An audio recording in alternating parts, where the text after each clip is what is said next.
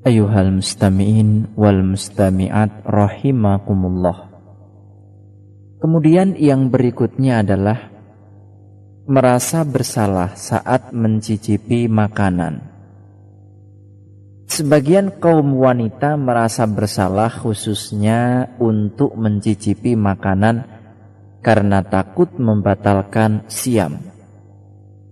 Sebenarnya tidak perlu merasa bersalah seperti itu selama tidak ada makanan yang tertelan.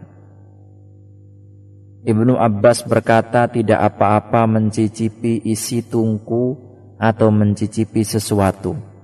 Imam Bukhari menyebut perkataan Ibnu Abbas ini dalam bab mandi wajib bagi orang siam. Ibnu Hajar menjelaskan, perkataan Ibnu Abbas disebutkan dalam judul tersebut karena terkait dengan fahwal kalam, inti dan maksud perkataan.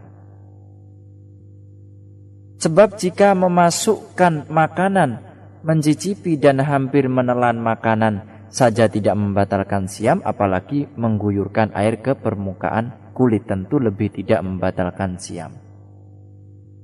Syekh Abdullah bin Jibrin pernah menjelaskan permasalahan ini. Beliau berkata, tidak apa-apa hukumnya mencicipi makanan jika diperlukan.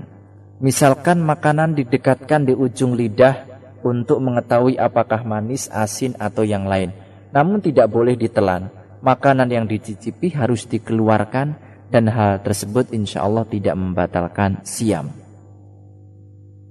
Ini. Yang berikutnya, sebagian wanita tidak meneruskan sholat fardu yang tertinggal.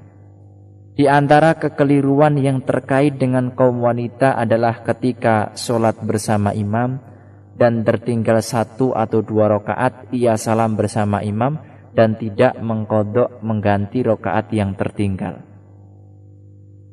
Tindakan ini pada umumnya terjadi di bulan Ramadan ketika wanita datang untuk sholat tarawih, padahal seharusnya ia menyempurnakan bagian rakaat yang tertinggal bersama imam. Nabi bersabda, bagian rakaat yang kalian jumpai sholatlah, dan bagian rakaat yang tertinggal sempurnakanlah. Riwayat lain menyebutkan gantilah. Ini bersifat umum untuk kaum lelaki dan wanita.